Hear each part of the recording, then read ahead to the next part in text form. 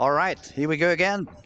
Back on the streaming, back to do some live commentary, and we are on the last squad of the day. We had a very fun squad on the previous one. We had three guys making it into the cut, and I have a very special guest. Is one of the new talents coming up. Second visit for you in Sweden, unless I'm wrong. Ladies and gentlemen, it's a pleasure to present to you Ernesto. Welcome, buddy. How's it going? I'm happy to be here. It's a pleasure, man. It's been a lot of fun. We have been enjoying so far everything we have been seeing. We have been seeing you doing very, very good, extremely good on the fresh conditions. It feels like you have already figured that out. But then it's becoming a little bit trickier from there, yeah? Yeah, my last two squads on the fresh, I think I'm probably plus 200, and then the back 3, 4, 5 games I've been very rough. I mean, I'm finding a hard time getting my ball go through the front part of the lane. I put as much polish as I could on my attention star, and I think it's just too much core. So I drilled up an ember, thanks to Rob, and we'll see what it does tomorrow or next day whenever I bowl. It should be a lot better. That's one of the things that even myself I got wrong from the beginning of the week. When you look at the bar and you see 44 feet and 29 mils, you start thinking like it's going to be a little bit long. But then when you really pay attention into that, you realize that the oil is not really that long. It's just the brushing that it's going that long. What I've seen so far is that people is having a lot of issues on game 3 and 4, especially in the middle part of the lane. They don't find a way to cross the middle part of the lane, and especially when I see the young talented bowlers, because we have been used to that urethane motion where you really grip the ball and you just send it with a little bit higher speed. But this pattern is quite demanding. It's very sensitive. So even if you can manage to get some strikes by hitting the ball harder, it becomes a little bit inconsistent. So I was talking to a couple of the locals yesterday that I met a few years ago when I was coaching in Sweden, and I told them I think the best idea at the moment to have go back to a weaker wrist, so you don't really grab the ball that much, and also try to grab a ball with a higher RG, so you make sure that it doesn't want to jump to the left too early or jump to start hooking way too early. So the fact that you say you just drill a weaker core ball, it sounds to me like you're going in the right direction. Yeah, I didn't have the pleasure to see the pattern before I left. I was already gone, so I just assumed last year, like I knew people throw urethane out here, so I brought more urethane strong balls. And after I saw the pattern, I knew I'd be in for a little bit. I was hoping that we got some balls out here for us to drill, so I'm happy we got that pleasure, and hopefully it does better for me because, yeah, your angles definitely have to be a lot steeper through the fronts to get your ball to go through it the right way. And I mean, on the fresh, I'm just throwing a big ball, like just getting out to the right, rolling it pretty forward, so it doesn't do anything crazy off the back of the pattern. And yeah, I mean, it looks good, but I mean, it's the middle games that my ball really starts to find trouble getting through it. It becomes very sensitive as soon as you do something a little bit change of the speed, a little bit of more gripping on it. Then the ball becomes super sensitive. It starts jumping way too early, and then it's very hard to control. Yesterday, when we were talking with Francois was joining us in the second squad as well. We spoke here for a little while. He was explaining also this kind of motion. He could see what was going on in the middle of the lane, and I was telling him if I had to bowl this event, we usually try to use the warm up to generate more area on the outside by grabbing a dull ball and make some room on the to the right. In my case, as a right-hander, but I said to Francois, if I had to bowl this event, probably I would spend most of my warm up shooting a spur ball like 7 or 8 boards to the left of where I'm starting, because that's the other thing that's happening in this event. You move in a certain way that the last game you're gonna bowl where you did your warm up.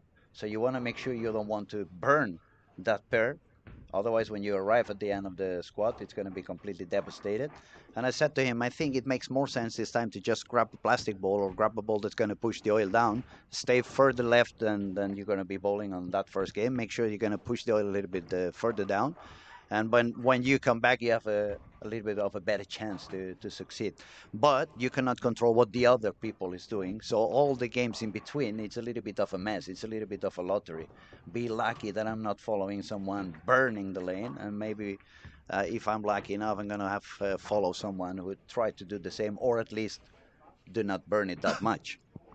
Yeah, actually, you described it perfectly because today during practice, me and Joey, we took urethane up 12 for 6 minutes, and I mean, I bowled 270 the first game, and then when I came back there the sixth game, I also had 220. So those are my like two good games, and everything else was not good. Everything in between was, Yeah, well, so we can blame it on the boogeyman, right? yeah. You can blame it on, yeah, sure. And but like even when I went back there the sixth game, it still had the same characteristic of that hold in the middle of the lane. So, I mean, it really helps a lot what you do in practice, and I think we did a nice job, and I plan on doing that again tomorrow, and then whenever I bowl, just because that hole in the middle of the lane is nice on Hmm. something like this. We were also talking with Andrew at the beginning of yesterday's squad, Andrew Anderson, and we were thinking probably we're used to think that when the best bowlers start bowling together, they're going to open up the lane. But in this case, it could be the contrary. When you get a lot of PBA guys with such a high rev rate and everybody using the same area on the lanes, maybe it's gonna cost the opposite of that. Maybe the lanes are gonna burn even faster. So it may not be a higher scoring squads, but on the contrary, they may become a little bit harder. I think I think the pros they do a good job at doing the same thing, and I think it actually might, in my opinion, make it a little easier because they do burn the lane and blow it up, but there's a defined spot where you're supposed to get the ball because they all kind of use the same area. Like over here, like I've been struggling with my ball seeing it in different spots of the lane, like with whatever angles I play. But with the pros, like there's one angle that you need to play, and like everyone's doing it, so you know what you're supposed to be doing. So there's a little just a clearer picture there versus what's going on here. But I think as more of them start showing up, we'll see that come into play. Now let's play a little bit of imagining. What do you think the cut? What's your prediction for the cut on this event? Plus 35 right now. How many squads do we have left? Quite a few. I mean, we are on Tuesday, unless I'm wrong. Today's Tuesday. Yeah, Tuesday, today's and Tuesday. we bowl from tomorrow. Tomorrow is another two squads. Thursday it's four squads. Friday four squads, and Saturday four squads. So that's another 14 squads plus this one now, Oof. 15 squads to go. I feel like it's gonna be in the hundreds. Do you think so? I set a lot higher actually, but I made my prediction on day one. I'm gonna go 115. I said 150. I was very positive, but 150. yeah, but that, as I said, that was at the very beginning Okay. before everybody started bowling, and my prediction was based on exactly what you were telling now. I said to myself, when all the pros are here and they all start using the same spot, the lane's gonna open up in a way that at least everybody knows where I can bowl and where I really want to avoid bowling. So I said to myself, not only because of that, but it's quite a few bowlers from the PBA, quite a few bowlers from the United States, but it's also a lot of talent from Sweden, from Finland. It's a big group of bowlers that really know how to perform and they can score pretty high. So I'm guessing, even if it's not looking that way anymore, I'm still pushing that maybe they find a way to go up all the way to 150 over to make it into the final. It's going to be a little bit of a weather change also. From not tomorrow, but from Thursday, it's going to become wet weather. It's going to start raining, so that could affect a little bit also on what the lanes are doing. Another factor that's going to change: the bowling alley is going to get a lot more full. It's going to get more packed. Yeah. That's going to be more CO2 breathing people, and but we have to see. I mean, at the end, you can do some predictions and you can be terribly wrong later on. Yeah. I think personally, I like the more packed environment. I like noise. I like the people going. So I'm definitely excited for that.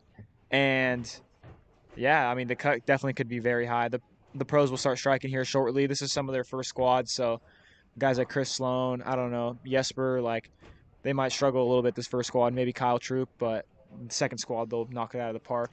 So I'm not too worried about For it. some of them also, this first squad is very tough because they just landed today, so they have been traveling for 20 hours, and you get exhausted on the plane. It's very hard to rest properly. You get kind of dehydrated, and the fact that you've been traveling for 20 hours and you just get into the bowling alley and start bowling your squad, we cannot demand them to perform right away.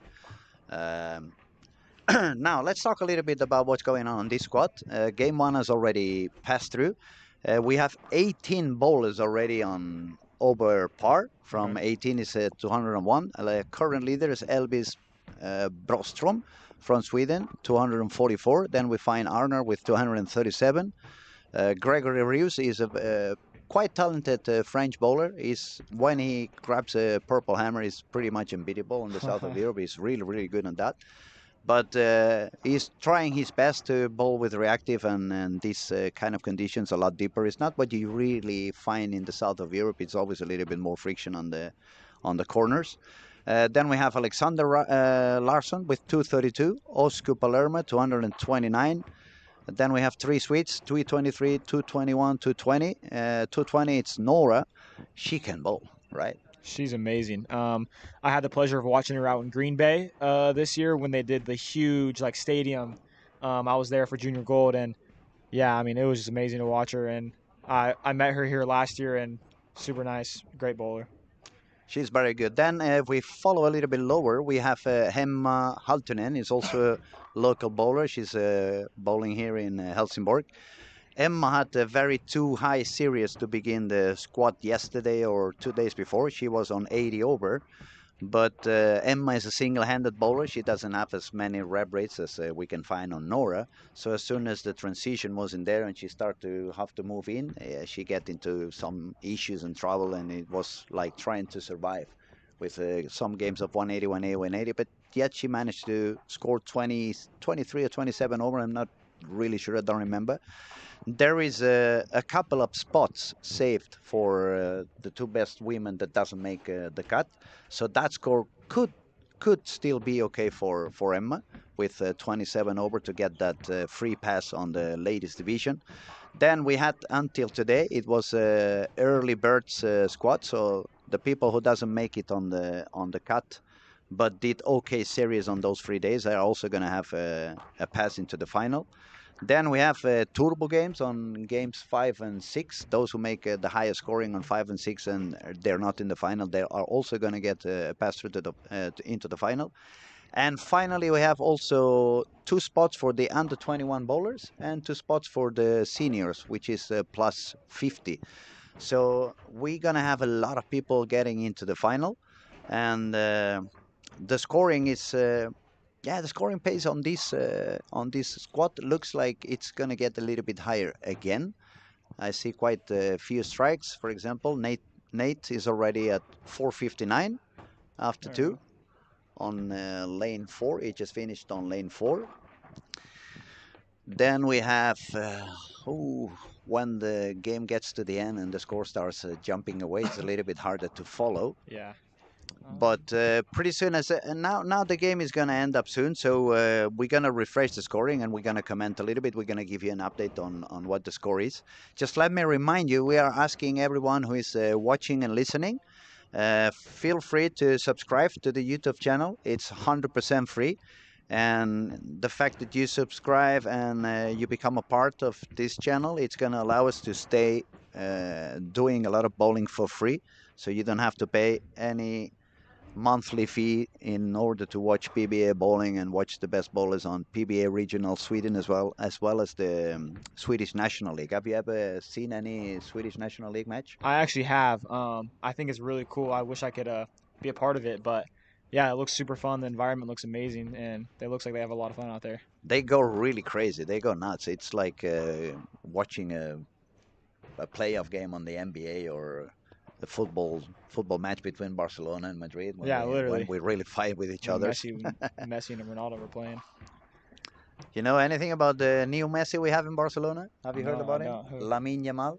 is he? Like a young guy? He started playing in the A team when he was 15, two Oh years wow, ago. He just turned 18 now, and he's probably going to get the Golden Ball this September at age 18. He turned 18 on the 13th of July. that's crazy. Yeah, it's crazy. We are very lucky in the team now. Obviously, I'm from Barcelona, so I'm supporting Barcelona, not Madrid. But we have a lot of young talented players now. At least 7 or 8 players under 21, and they are really amazing. So I think we're gonna have a good team for quite a few years now. Yeah, that's awesome. But So, back to bowling, back to bowling. Don't let me get you distracted. Let us know a little bit more about you. Tell us about your career. Where have you been bowling? What are your biggest successes? And since we have you here, also let us know a little bit how you feel when you come to Sweden. It's the second time you said. second time, yeah, correct. I'll just start with last year bowling here, and last year bowling here, I made the cut. I went, I think it was 200 over. And then I made the oh man, I don't even, honestly. I think I made the second step. I passed the first 6 games, and then I Mm-hmm. got knocked out the next round. But yeah, it was a lot of urethane last year, and my bowling career. I won junior gold twice. I was back to back, first ever to win U15, U18 back to back, and then I'm a PBA junior national champion. And yeah, those are my highlights of my career so far. Yeah, Still got another year. but how old are you? I'm 17. Oh, that's what I mean. Yeah, You don't have the time to have any bigger CV. yeah. I've been pretty blessed on what I've been able to do so far, and So you're a it's little bit great. like Lamine, but in a In a bowling way, bowling I edition. guess you could say that. Yeah. Yeah, the only main difference is that Lamine just signed a contract for like For about millions of dollars. yeah, Yeah, I know. like 12, 15 millions a year. Yeah, That's pretty insane. Let's hope that one day we find Bill Gates or somebody like that enjoys bowling and start paying out like a little bit better. that would be great. But Ernesto, since it's the second time in Sweden, have you got any plans on bowl a little bit more away from United States, or are you going to focus your career more just in the PBA tour? I would love to. Actually, last week I was just in Guatemala competing for Team USA for the Pan Am Games. Mm-hmm. We won a, I won a personally gold medal, silver medal, and a bronze medal. So got one of each. My first ever like international like medals, Mm-hmm. if you say so. So that was amazing time. I met a bunch of great people. Yeah, I love to go out of the United States. So whatever tournaments I can bowl out of the country, I will. Hopefully, I can keep bowling for USA and keep coming back here every year. And whatever tournaments else I get invited to, I find out about. I would love to bowl. It's gonna be fun. It's gonna be really fun to see you coming by and see you grow, see how it becomes better and better when with the knowledge. Because even I remember when I was at your age and you feel you already know a little bit of what's going on and you can perform and so. But as the years go on, you keep learning. I mean, this game is a continuous evolution. You never stop learning. Yeah, that's one thing I love about this game. It's just like an invisible puzzle, and you got to solve it every time you go out there. So each time you go out there, you get better and you learn more. So just apply it to the next one. Now, let's talk a little bit of material. Are you bowling for any company? Yeah, I'm a Storm. I'm a Storm guy, Mm-hmm. and yeah, that's it. It's my only contract. That's Storm. cool. I've been bowling for Storm for quite a few years now. So let's talk a little bit about the arsenal we are having now in the factory. Have you any thoughts about the new Ion Pro Solid? Because it looks like everybody's loving that ball. And the other thing I've realized about that ball is that you are able to use it on fresh and pretty much late on the squat. So it looks pretty versatile, right? You can use it on many different conditions. Yeah, that has been actually a recent favorite for me. I didn't bring it this week because I figured there would be some here, and that yeah, I mean, I just had other balls that I like honestly in that spot. The new Rockstar, the Ion Pro, the regular Ion Pro is one of my favorites. I brought that ball this week. Um, but yeah, the new Ion Pro Solid looks amazing. I throw it a lot at home. I've thrown it. It's got a lot of games on it already, and it just came out. So definitely looking forward to drilling more of those and Did having you get fun. did you get to bowl the Tour Dynamics at some point? Oh, I love the Tour Ah, Dynamics. okay. Now we're talking. That's my favorite ball at the moment. Especially as I said to you, when I bowl in the south of Europe, it's so much purple hammer going around me, Yeah, and since the bowl in very big ranges, it's always a lot of friction on the corners. So everybody's standing between the second and the fourth arrow with that purple hammer. So the Tour Dynamics and the IQ Tour, when I combine them both with a little bit weaker layouts, they allow me to stay outside of the purple hammer all day long. Then I bowl like if I was a lefty. yeah, It's very funny because I start in, let's say I'm bowling parallel or close to the gutters, fifth, sixth board, sending out to the breakman on board number two. 6 games later, maybe I moved my feet a couple of boards, and that's because they keep pushing the oil down on the left side of me. So they instead of making the lane tougher, they are making it easier, and I get all the benefit of the power of the reactive resin. yep. So at the moment, I'm almost happy that the European Federation has decided to keep the purple hammer and the soft urethane legal, because since they are using this kind of big ratios, it's going to allow me to stay on the outside forever. Yeah, I was gonna ask about that because I just saw that before I came here that they were gonna undo the rule. Um, in America, I mean, recently I've bowled so many tournaments that have involved the purple hammer that I'm just kind of like tired of it at the moment. So I'm excited to come here and like not see it go down the lane. Mm. just so it's refreshing. We had the World Cup under 21 here in Helsingborg like 8 weeks ago, Yep. late of June, Yep. and I think 99% of the balls on the racks was the purple hammer. At some point, it becomes boring that everybody's using the same ball. It looks like we haven't learned anything on the last 10 years, and everybody's doing the same, and everybody's throwing the same shot. And I'm a little bit afraid that, especially for the younger generations, they are just learning one way of bowling, and that's it. Then when you move them into a little bit of a tougher condition where they need to think and they need to be able to manipulate their hand a little bit, speed control, it's gone. They just go, okay, now I'm gonna go harder. I move left and I hit it harder, and I go left and I hit it harder. But they are losing a little bit like older people. Like let's talk about Norm Duke, Brian Boss, this kind of old school. That today I go forward, now I go sideways, now I move my feet a little bit forward and I make a shorter swing so I can make a little bit slow down my ball so I can cover more boards on the lane. All this kind of knowledge, it seems to be vanishing. And I think it's pretty sad because bowling is evolving all the time, but it's not going to remain the same forever. And I'm wondering what's going to happen when these kids have been bowling with only that ball and that type of game for 6, 7, 8 years, and suddenly the game evolves one more time. What are they going to do? Are they all going to quit bowling? Yeah. I think that's a perfect way of describing it. That like it's definitely hurting the development of some of these younger kids, and I don't know. I mean, I don't know what the rules are going to be with urethane. The USBC in America is talking about banning it completely or some hardness rule or something. So if they get rid of it, I think in America it's less of a problem Hmm. than it is definitely out here. But still, like there's a lot of kids that just really depend on it, and if they don't have it, I feel like it's going to be a big issue for a lot of these players. So, um, yeah, I think it definitely hurts, and yeah, that's it. We have a comment here. We have Mr. Tiki saying, "Is this a replay from 10 years ago? Oscar on the lanes." It's not a replay. It's live. 10 years ago, Ernesto would be probably I'd be 7 years old. he would be probably grabbing a 6 pound ball on the lanes. Wasn't even bowling yet. Not even bowling yet. Yeah. No, we are live, and this is this new year's edition. 2025 Storm Lucky Larsen Masters. Sitting down in Sweden, talking to Ernesto. Ernesto, since I have you here, let me abuse a little bit of confidence. What kind of tips would you give to the guys in your generation? What would you tell them to try to practice when they are back home if they really want to get better on their game? That's a That's good a one. tough one. Yeah, That's a that's a good one. tough one.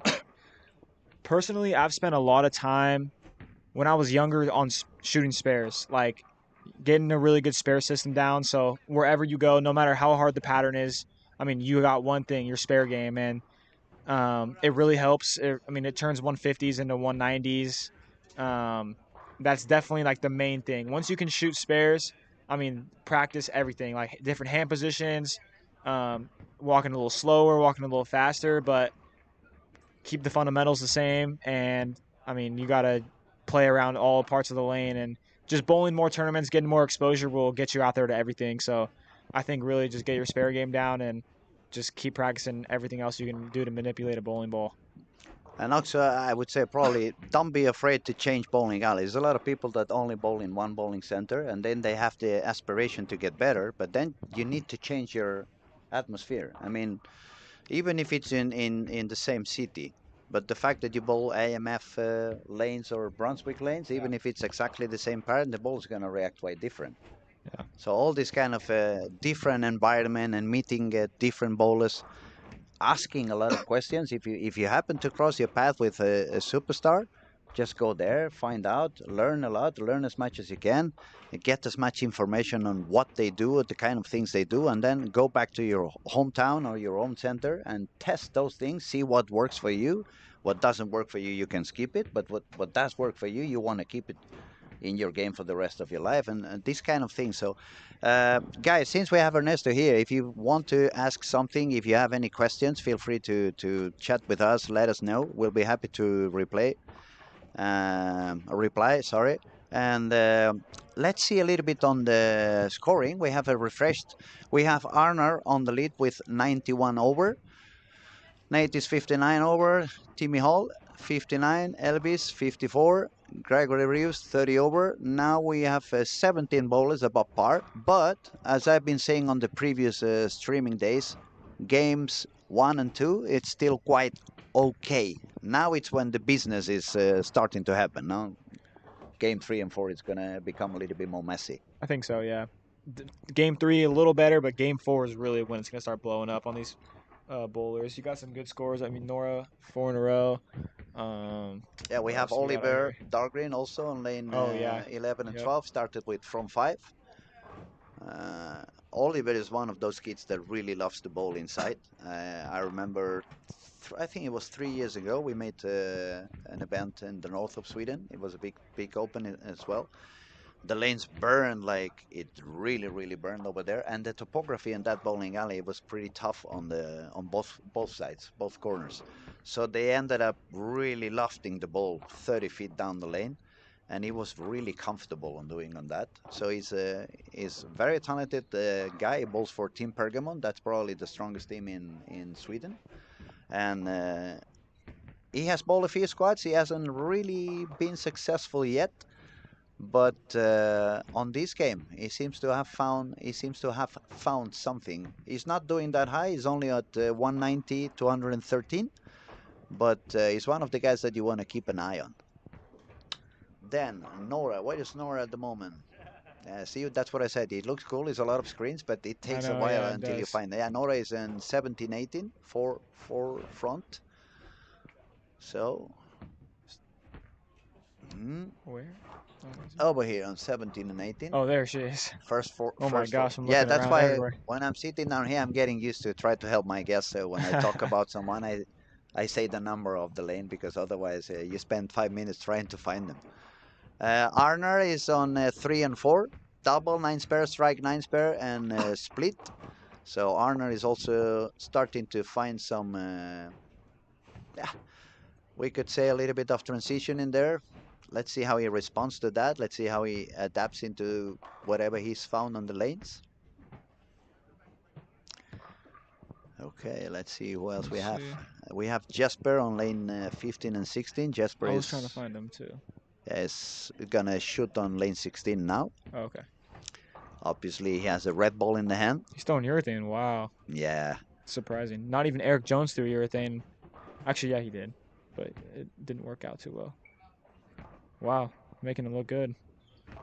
he made it hook from quite far outside, He I did. must say. He's Jesper Svensson for a reason. Yeah.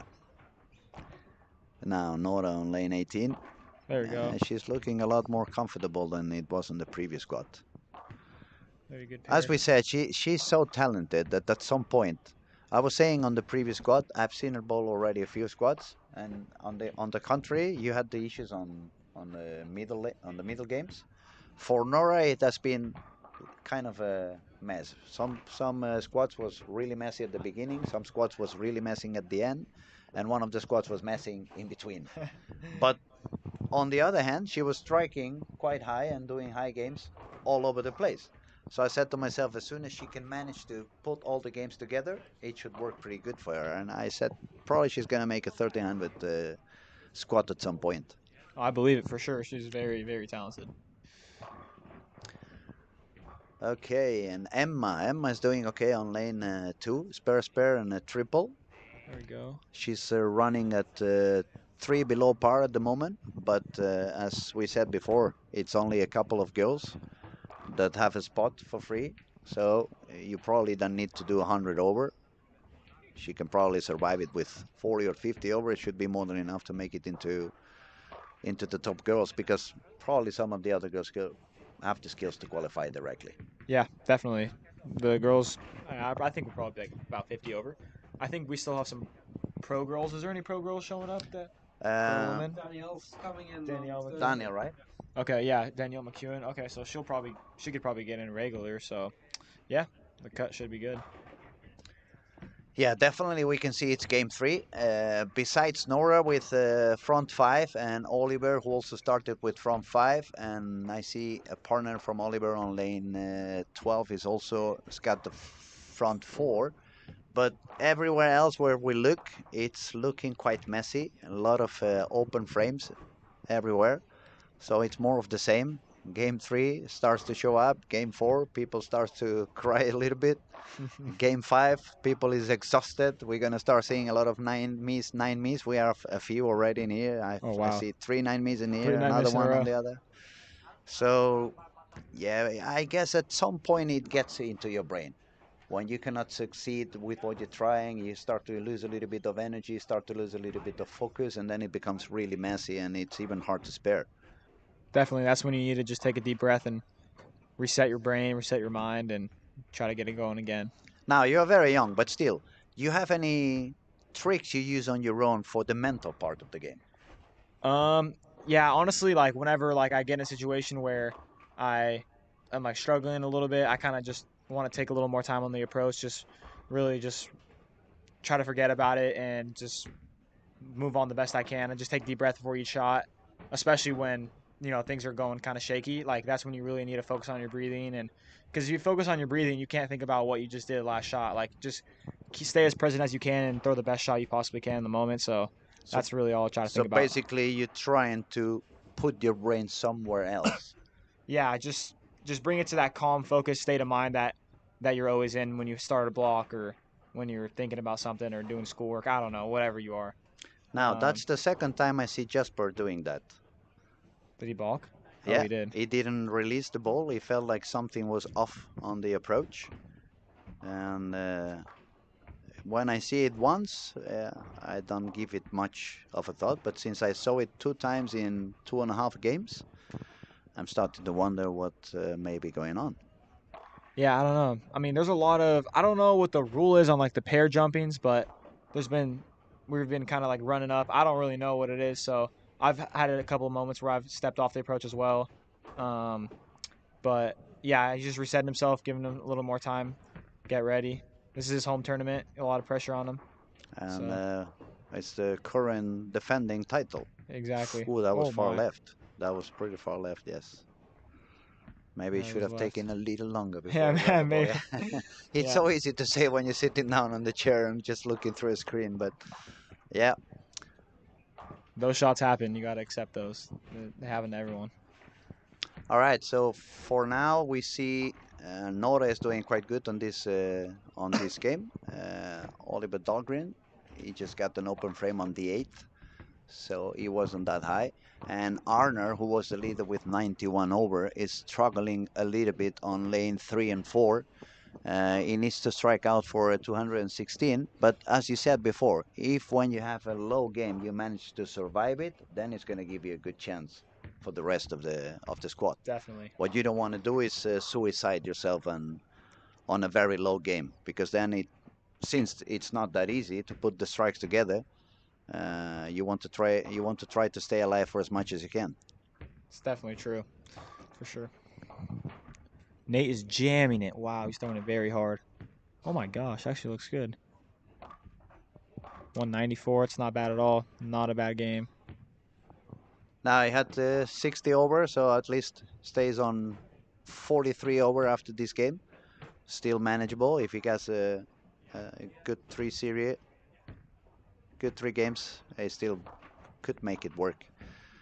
We said already that probably I'll be wrong on the 1350 cut. It's probably going to be a little bit lower. So that also is another thing that, especially the young guys, I think they need to learn. Those who are going to bowl in here, they get used to those 240 average over and over and over again. So they get into the lanes and they are aiming to do the same. They are going for the 1450. And if you try to make 1450 in this kind of pattern, you're going to put yourself in a lot of pressure. Yeah, you're not looking. I mean, obviously you're looking to strike, but I mean, you need to get 9. You need to make your spare. Definitely something hard as this, so touchy as this. If you can get ball reaction to get 9 and strike, you'll be more than okay here. It's hard to 1450 might just be a little bit out of reach for this tournament. So far we haven't seen not even a single 1400. I think it's going to be very tough. No matter the people bowling 1370 still bowl 190, 180. So um, it's just really hitting those good pairs and taking advantage of it. We see some comments over here. Tom W says Timmy is in trouble too. Which one? Which one is Timmy? Not Tim Mack, obviously, because he's not in here, unfortunately, with us. Tim, if you're watching, we send you a big, big hug from your cousin. We hope to see you again pretty soon. Traveling back to Europe, we miss you very, very much. I think actually Tim was the big, the big responsible that a lot of Americans are coming to bowl into Europe. I think so too. Tim's been a great influence in all that. Miss him here. Was he here last year? No, I don't think he was here last year. 2 years ago. 2 2 years years ago, ago, he yeah. still was here. Yes. So, sorry if you heard the clap of hands. I'm just saying hello to an old friend. It's always nice to see people coming by. How you doing, man? Good. Yeah, doing okay. Not bad, not bad. A little bit older, but not, nothing else I can do about it. Yeah, that hair is helping a lot. Okay, let's go back to business. Nora started with the front seven, then seven spur. Now she's got a six spur. It looks like it could be happening. She hit transition in the middle of the game. Now it's time to be really awake, realize what you want to do, and especially what you don't want to do, so you don't screw up what you have been holding up during this first 8 frames. Um, Timmy, yeah, now I know who says Timmy Hall. Yes, thank you, thank you, thank you. I forgot Timmy Hall was over there. Let me find him. Where are you, Timmy? Oh my, so many bowlers. I cannot find Timmy. I can't even find Nora. Oh, Timmy's over there. Yes, he Oh, was on there he is. 19 and 20. Yeah, that 160. pair is. If you look at the pair, Nate 194, Timmy Hall 160. We have a 140 also on that pair, so it could be a little bit messy on that pair at the moment.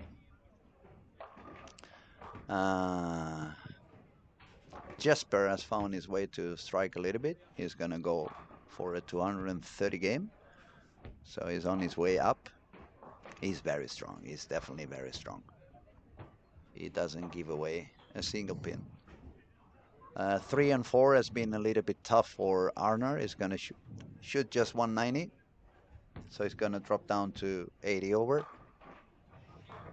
And it's happening all the time. I see so many people starting with 480, 470, 490, but they never get to 700 after 3. They always end up dropping at some point. That's me. Yeah, yeah. I guess if you listen to the streaming on the previous squad when you go back home, if you cannot sleep, or later on the hotel, you will listen to me talking about it. It's amazing that you go up and down. But it wasn't only you. Previous squad, it was a lot like that. 250, 250, 150. 240, 240, 160. Yeah. 250, 240, 130. It was a couple of guys that shot 5 games of 230, 240, or 4 games of 240 or more, but the other 2 were 140. And that brought me back to what you were saying 20 minutes ago. If you manage to spare and you manage to survive, and instead of doing 140, you manage to do 180, 190, it's going to make a big difference. For sure. I mean, even just personally, when I was bowling, like I was moving my feet 3 to 4 boards left each shot, and my ball was still going high, and I was like, that's when I was like, oh no, could get rough, and got some bad breaks, left a 4-9, and some other just unfortunate splits, pocket 7-10 somewhere in there, and it kind of just derailed from there.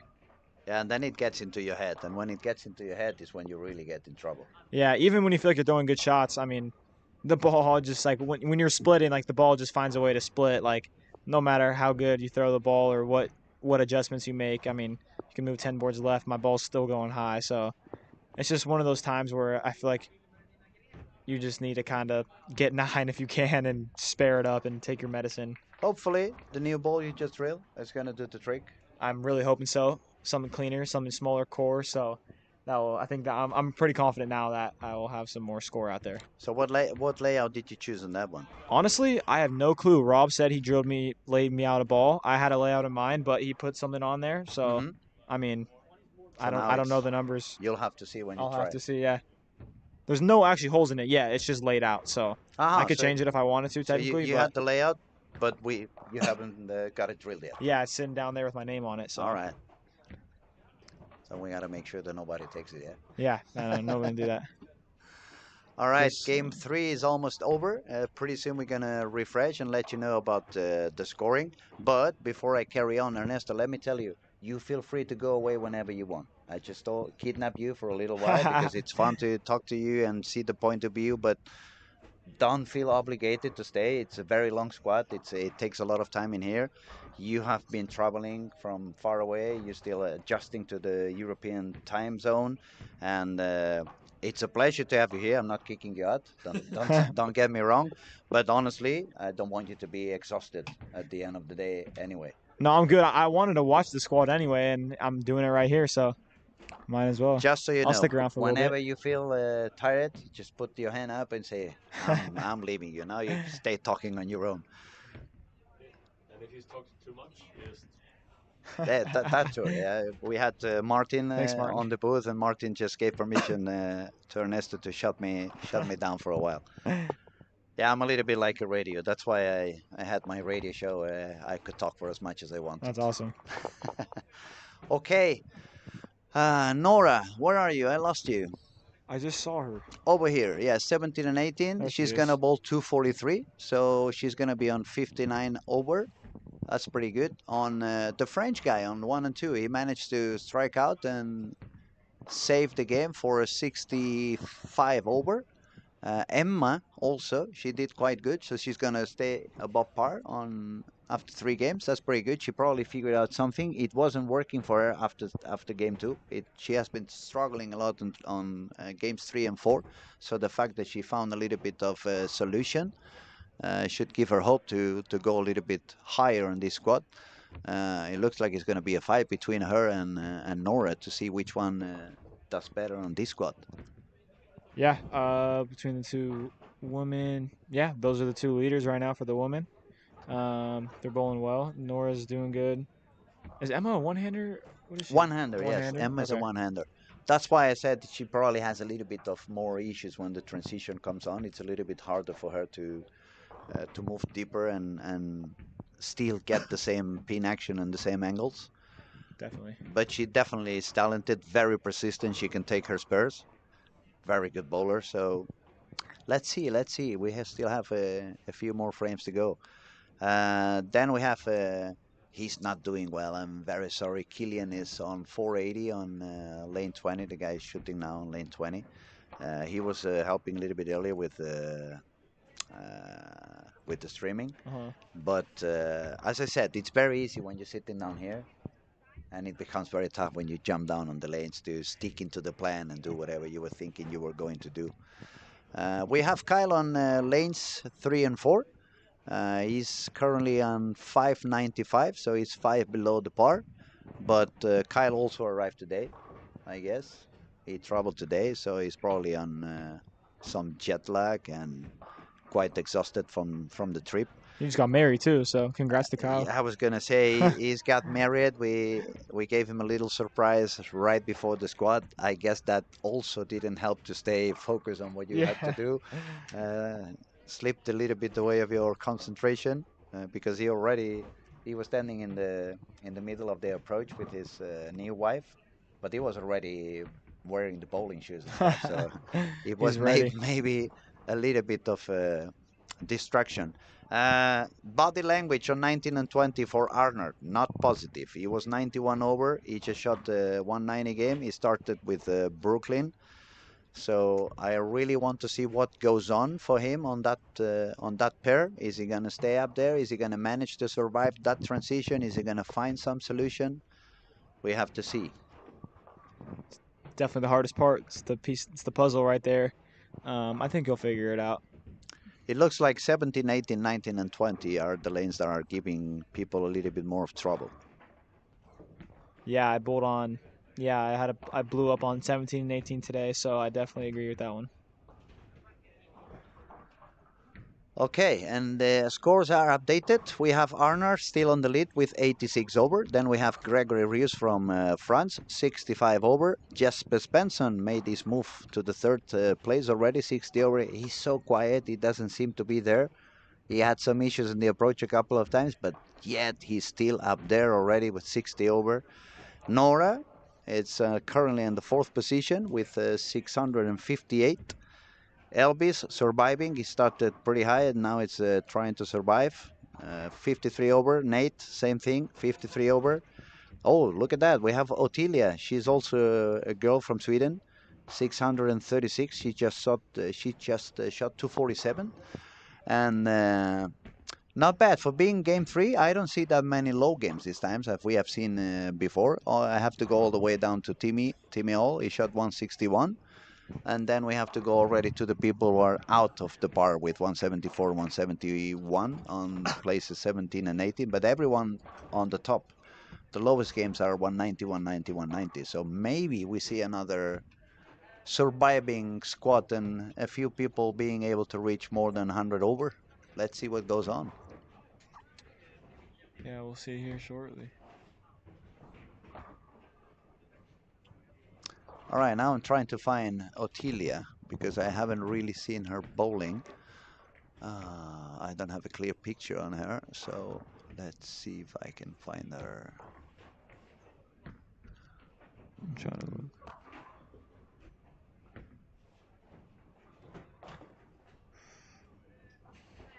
There she is. Lane. 15, Oh, here, 15 and 16. 16, 15 yeah. and 16 Strike, strike split. and open frame. Okay, but now we can see her throwing on lane 15, so we can see, it looks like she's a single-handed. Yeah, very Swedish school, no doubt. Now the lane is reading pretty early for her, so it's gonna have to move. She's gonna have to move in, and then we're gonna have to see how she can survive that. Yeah, she throws are really good. First time I've seen her bowl.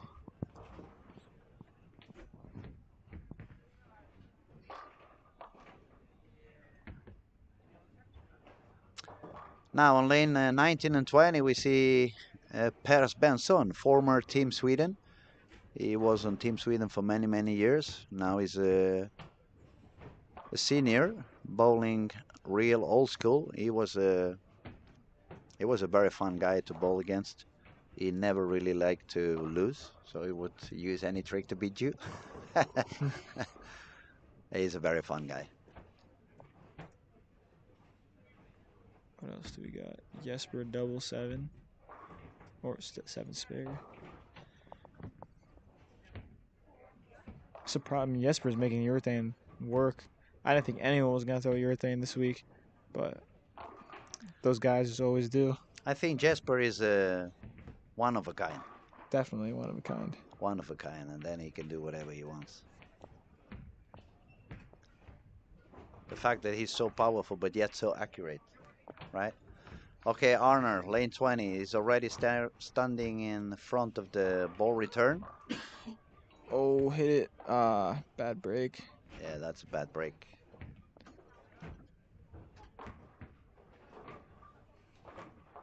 Costing him a double. And when you had a couple of not so high games, you may start overthinking. So for his sake, we hope he's going to find a way to survive 19 and 20, maybe go away with a 220 or 230. And then it shouldn't be that much of a trouble. We have Chris Lohan on lane 13 and 14. He has started not so high. He's running on 556, so it's 44 below par.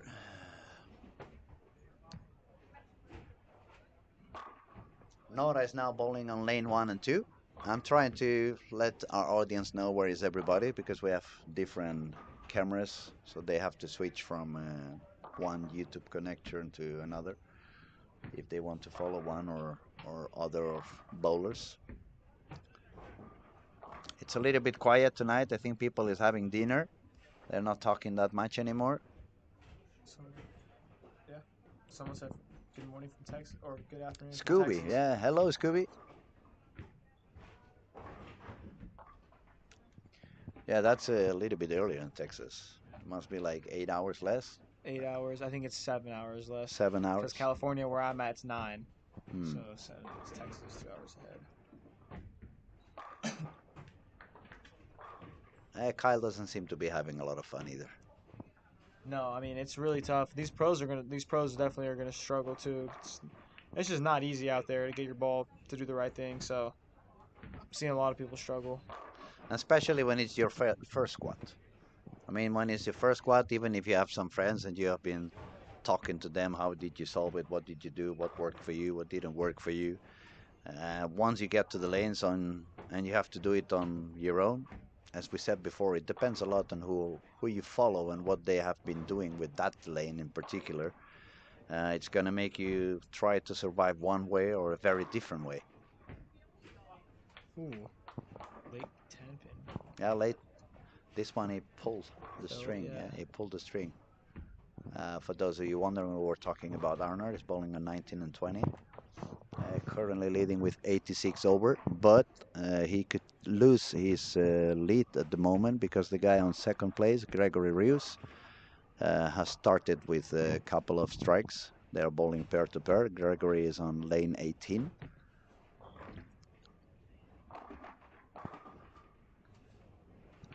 Nate seems to have found something back. Now he's on a spare and a triple. Sloan is also front three. And Jasper's ball is not looking that good anymore. So I'm really curious to see what's gonna do on the next couple of games. Is he gonna? You think is he gonna stay with urethane for the rest of the squad? I mean, I feel like he. Maybe grab another urethane from the back Yeah, with a little bit yeah. different layout or a little bit finish on the surface. I think that's the option. I definitely think he's gonna stay with urethane at least for this first squad. He's gonna go pull out some other urethanes that he has and make them work.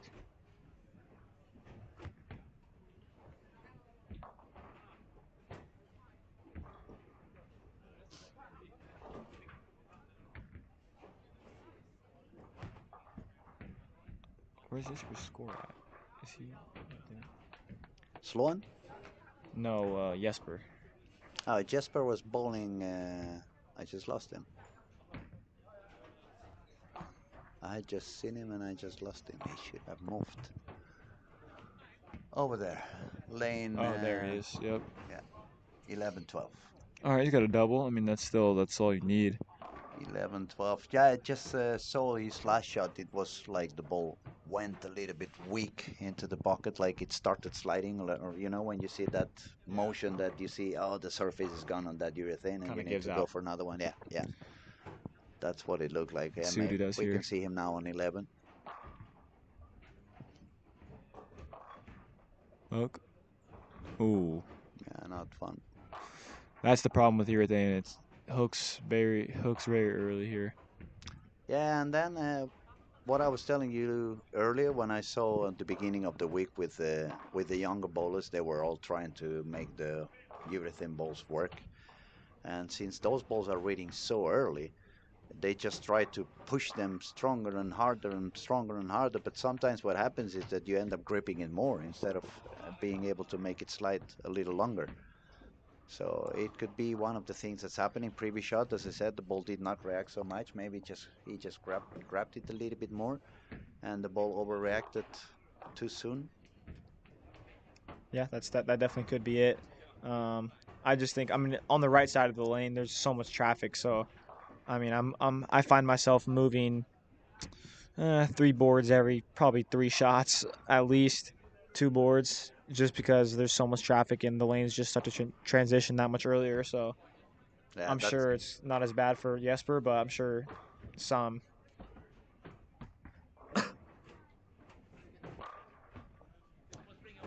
all right. Game four, not as messy as I thought it could be. We see some striking. We have Tomo doing some strikes on lane 2. We have Christopher also doing some strikes on lane 13. Nate is definitely found something on 15 and 16. 9 spare, 5 in a row. The French guy started with the front 4. He's already with 65 over after the first 3. So maybe he found the way to do it. Nora was doing quite good, but I don't see where she's bowling at the moment. Um, Is that her on lane 1? Or no? yes, yes, true. Lane 1. Struggling a little bit now. Yeah, 9 spare, strike, 9 spare, 8 spare, split, strike. Let's see if that strike is the sign that she found what she wanted to do. And if she's not finding it, I mean, that's the moment where you said before, you need to cool down. Don't let the emotions take control over you, especially when you have some score already on your pocket, and try to survive that game and focus on the next one. Definitely. It's hard to reset, especially out here. We got 6 games, so I gotta take it. The one that's gonna suffer, I think, for the ball reaction I just saw is on lane 5 and 6, Emma. The one I told you she's single-handed, but I could see the ball just read way, way, way too early for her. But when you're not used to ball deeper than 20, sometimes you feel like, if I move any deeper, it's not gonna come back. But if you don't move, the ball's definitely reading way too early. So you have to move no matter what. Yeah, you gotta get rid of that. Gotta get away from that track area. Hooks a lot. No, that was a bad shot for the French guy. So 4 in a row, but wash out on the 5th frame.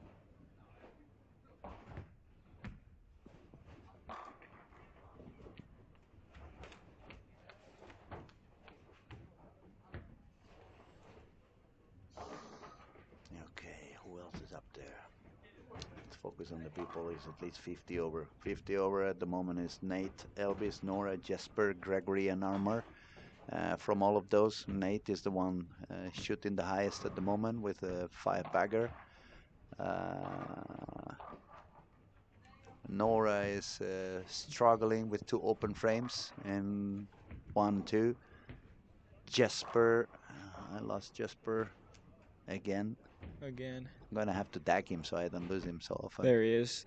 Yeah, true. in the 11 corner. and 12. 1 double, 1 open frame, and 9 below par at the moment. But he's trying to strike to get a double and go back to par.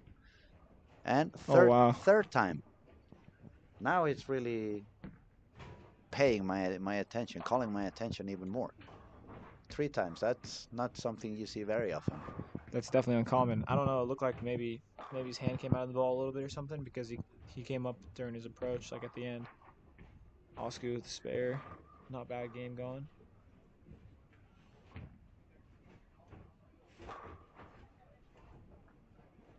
It looks like he's moved a little bit deeper. Oh, looks like it's still throwing urethane. Yep. But a little bit deeper than he was. Yeah. Nice. Yeah, that looked pretty good. Looks like he moved maybe like 4 and 2 to the right. After that split, for sure. Yeah, as a lefty.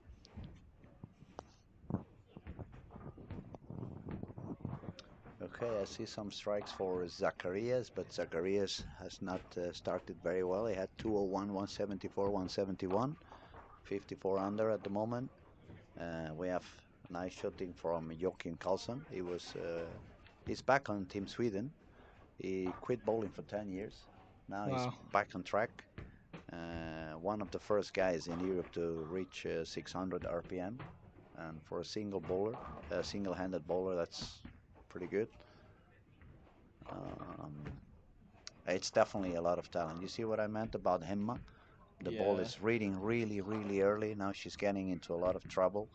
And as we were saying, I mean, if I was behind the lanes for her now, being her coach, I would just move, move, move. I mean, it doesn't matter if you have to move 10 to the left, move 10 to the left. But definitely, it's not working. It's not paying out to stay where you are now. The ball is reading on the arrows and reaching the pins without any energy left at all. Someone asked a question. All right. I watched Nora bowl all year on the PWBA tour. A man, the potential's off the charts, but she always has a couple open at the blue. Good. I'm confused. I have to read again. I watched Nora Bowl all year on the women's tour. Man, the potential is off the charts, but she always has a couple of open out of the blue and really knocked her thing go good, so good than bad. More or less, I understand what you mean, Scooby. She's quite young. I think she's 21. We have no technicians on the room, so I cannot find out.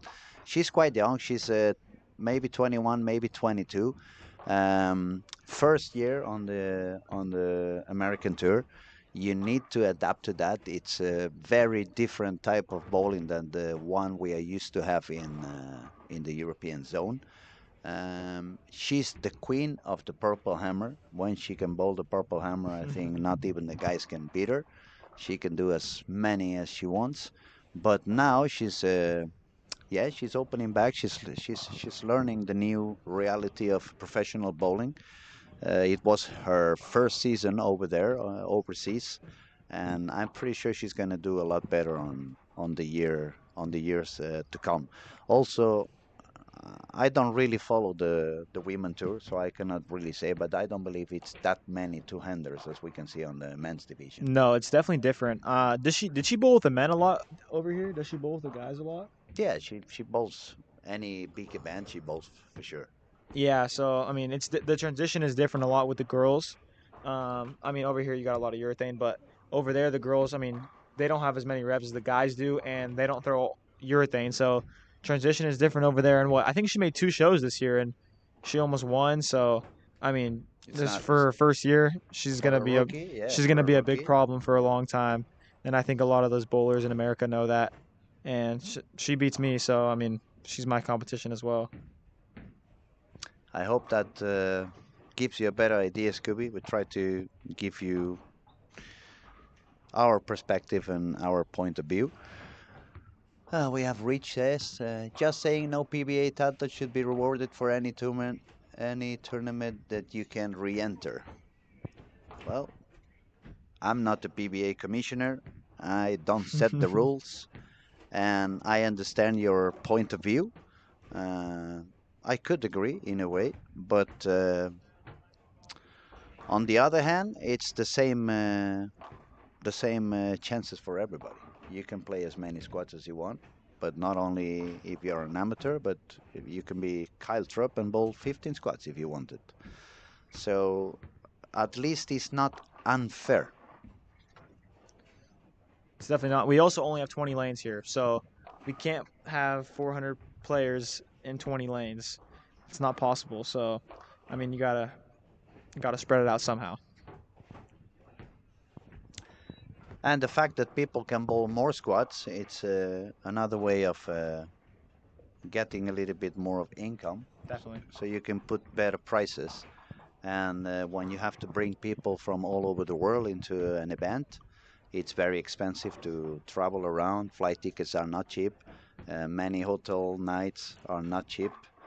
You have to pay for the food. You have to pay, and the re-entries are not for free. I mean, they are quite expensive as well. So we understand your point of view. I respect it. As I said, I agree in a way, but it's not that bad either. I mean, it's a PBA title outside of the United States. I know for a fact they in the point system it gives a little bit lower amount of points, right? I don't know. I don't know about that one actually. I think it gives 1.5 instead of whatever it is, but I'm not that good on PVA rules. Honestly, I just try to focus only on bowlers and what I see on the lanes and what they perform, what they don't perform. And my main objective is to try to help the people who's watching to try to understand what goes on the lanes and yeah, if you have any questions about transition, bowling balls, even technique things. We are here happy to answer and give you all of you our point of views. But yeah, I respect your point of view. Uh, if we go back to 19 and 20, Arner is gonna go for 170. Oof. A lot of 10 pins, a lot of single pins, and not the best body language. yeah, they're. It's like what we were saying. These middle games, game 4 has always been the death of me and struggle for a lot of people. See at Uh, 140. he's gonna shoot Some one. good games, but Yeah. yeah. Arne's gonna shoot 170, so he's gonna drop down to 30 something, 40, no, 57 over. Nate did a great game, 258, especially for being game number 4. Where is that at? Nate is over here on lane Oh, 15 there and he is. 16, so he's 911. now There you go. 9-11. That's a very good scoring because now if he stays out of trouble, that score is already quite nice to think about Sunday on the finals. So he doesn't really need to do any crazy moves or any crazy inventions. Just make sure he still hit the pocket and gets every single spur. And if you manage to double a couple of times on each game, that's going to put you on 130, 140 over, and that's probably going to be enough to be in the finals. Definitely. I'm surprised his ball was hooking back. He was throwing it very hard. They might be hooking more than they were earlier. Looks like they are. People are way far left. Yeah, people is further left than it was on the previous squad. On the contrary, that on the previous squad, we saw a few guys like Hakim, for example. He started bowling quite far outside compared to what it was on the previous day. I saw another 2 or 3 bowlers doing that as well. I guess that helped the lanes to survive a little bit longer. And then it was you and the other guy also using urethane at the beginning to try to push the oil a little bit longer. It doesn't look like this squad was the same way on the warm up, and now they start to pay out the price of it. Yeah, they're hooking. I'm watching, who was that right there? Elias. His Yeah, ball just going left. Not a bad game though from him. And yeah, Chris Sloan looks like he's got it under control now. See, even yeah, that's still overhooking. You really got to get your angle out there to get it to have a chance. If your ball gets up the lane, it is no chance of striking, except if you're throwing it 20 miles an hour. yeah. And if you got a few years in your back, it's pretty hard to get it harder Yeah. down there. Yeah, but definitely on this game, we have seen quite a few games of 160, 150, 160, 170. So it's even we're going to see a 130 at some point on 17 and 18. One of those tough pairs, as we said at the beginning. It looks like 17, 18, and 19 and 20 are not that friendly with the bowlers as some of the other pairs on the alley. Not at all. Not at all. Well, I think this game 3, or this game 4 might be past my bedtime. I'm getting kind of tired here. Thank you for having me, my friend. No, I appreciate, buddy. Thank you very much for Yeah, your definitely. time. It was lovely having you here. Best of luck during the week. Thanks. Hopefully, I figure some stuff out and make this cut. Good luck with the new ball. Thank you. I appreciate it. Thank you, Thank buddy. you. Appreciate it. Thank you so much. I'll see you again tomorrow. Yep, absolutely. Absolutely. Thanks so much. I appreciate you. Take care. Have a good rest, buddy. Okay, back to business. Otherwise, take that one. This one? Yeah, this one is the corridor, and you're already on the Thank hole. you. See you tomorrow, buddy. Yeah, I'll see you tomorrow.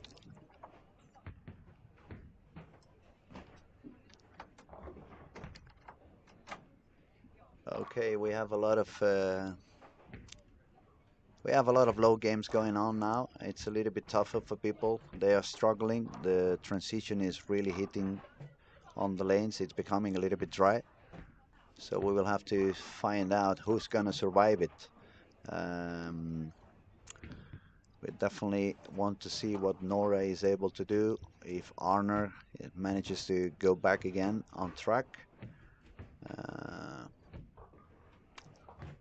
yes, it's getting a little bit tough for everybody at the moment. We're just gonna wait a couple of minutes so everybody is done with game number 4, so we can refresh the scoring and see what's the top 5 bowlers doing. Up to game 3, we had still 15 bowlers on this squad bowling above par, but I'm afraid that number is gonna get a little bit shorter now after game number 4.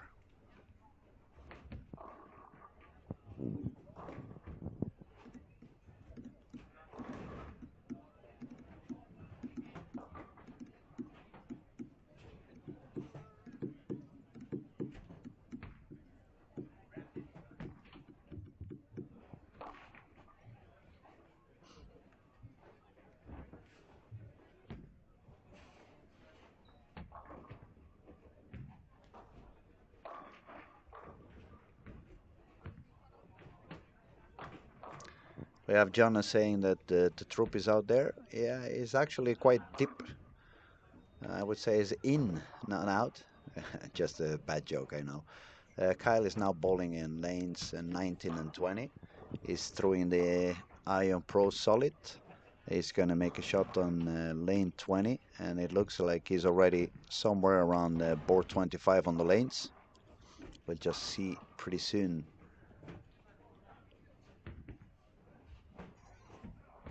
Even deeper, he's throwing around 27, but now it looks pretty solid. That looked very, very good.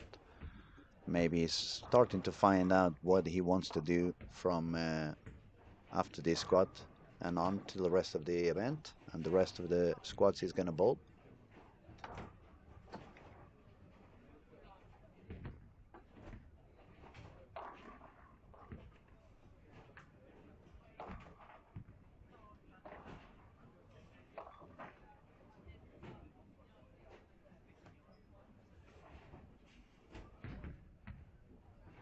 Oh, Anders, you just remember the Peter Lung. I haven't seen him. Where is he? Peter Lung. I bowled a few events with Peter back in the day when I bowled for the Spanish team, and he was really when he finds the lane, he can strike like a maniac. Strike machine. Okay, let me see if I can find him. I don't see him. There, yeah, I just found it. It's bowling on 15 and 16, and it looks like he's just 10 pins short to the par at the moment.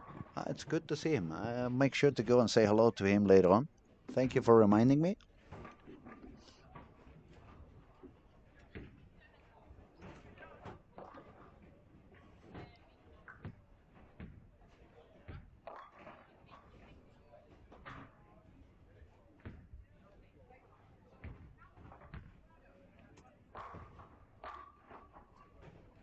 Now, if you give me another minute, we're probably going to have our scores refreshed after 4 games, and I'll let you know what's the status for this squad. Um, Overall leader, it's still Hakim from Malaysia with 175 over. Number 2 spot, it's 174 over. It's Ryan Barnes on the previous squad. He had a very strong performance. We actually had three bowlers on the previous squad that shot over 1300. And at the moment, I think we only have Nate Purchase on 111 over. I seem to have recalled. And then is a couple of guys a little bit closer to 880 or 880. Yes, there we go. Thank you, buddy. Nate Purchase now on the lead, 911 after 4 games. He shot 210, 249, 194, and 258. Number 2 on this squad is Gregory Rius from France. He's got 879 with games of 234, 196, 235, and 214. Jesper Svensson, the defending winner of this particular event. He was the winner last year.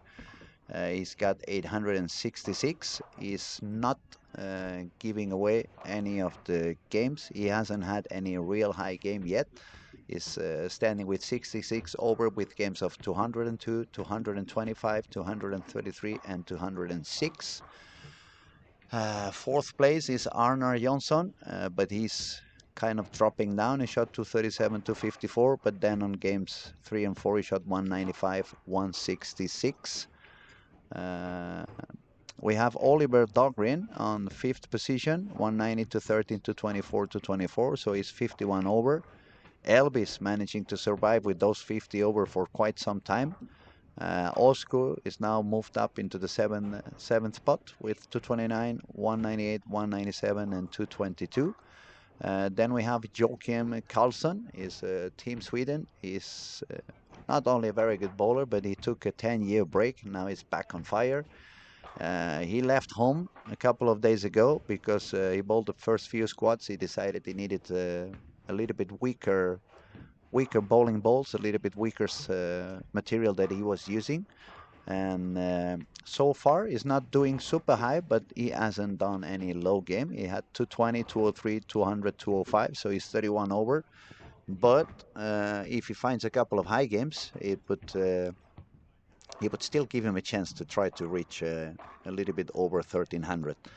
11th place is for Nora. Unfortunately, she had a lot of troubles in lane 1 and 2. She shot 152, so she dropped down to just 10 over. Ottilia and Nemma are pretty tight behind with 796 and 795. Both of them had low games on the last 4 games. 171 for Emma, 159 for Ottilia. But as we said while we were doing the streaming with Ernesto, it was pretty clear that the lane has burnt out completely, and they either need to start moving a lot deeper than they were at the moment, or they need to find some ball that by spinning it and giving it a little bit less of rate, they find a way to make it cross the heads, which is not happening at the moment. Ottilia's bowling now on 19 and 20. She's got a double, but also 2 open frames, so she's 19 on the par on the 5th frame. And Emma, let me find her. Give me a second. She's moved into lane. Where is Emma? I lost Emma.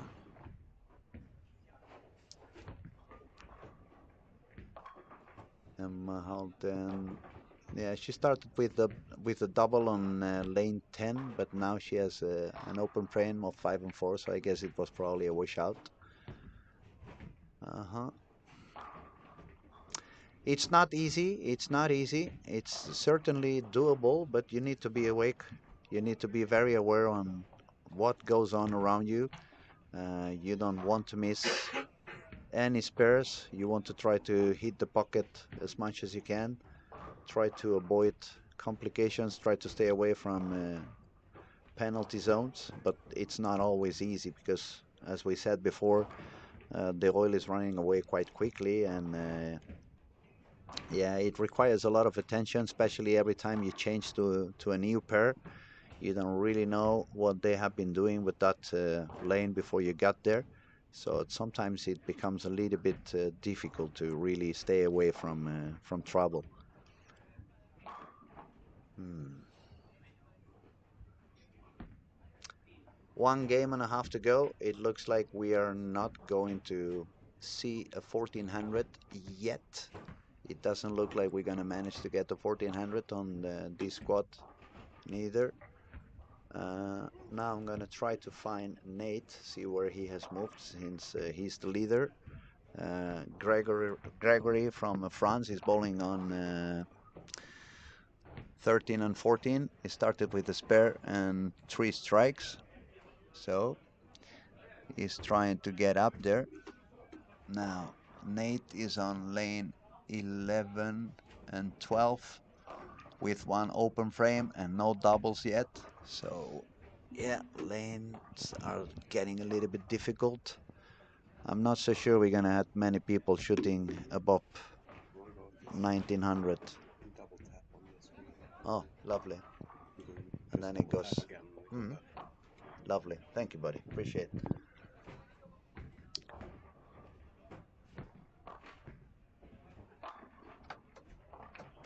Okay, people who's doing okay, let's remind you that on games 5 and 6, it's important to try to score as high as you can because it's turbo games. Turbo games means that if you score high enough but you haven't made it on the cut, it would give you a pass into the final. And at the moment we have on lanes 17 and 18, we have Arvid Thompson with the front 5. So it would give him a fair chance to gain that turbo if he continues to strike. And before I carry on, I have the pleasure to finally I kidnap you for a little while. We have Daniel sitting with us. Daniel is the right hand of Martin, or Martin is your right hand. I'm not sure which one is which, but you both run the tournament together. You make this event happen. So it's a pleasure to say hello to you, Daniel. Welcome to the show. Thank you, Luis. It's been well. I don't know who's right hand or not, but we've been pretty good at distributing shorts. So I do some things, he does some things, and then we have Patrick doing Patrick things.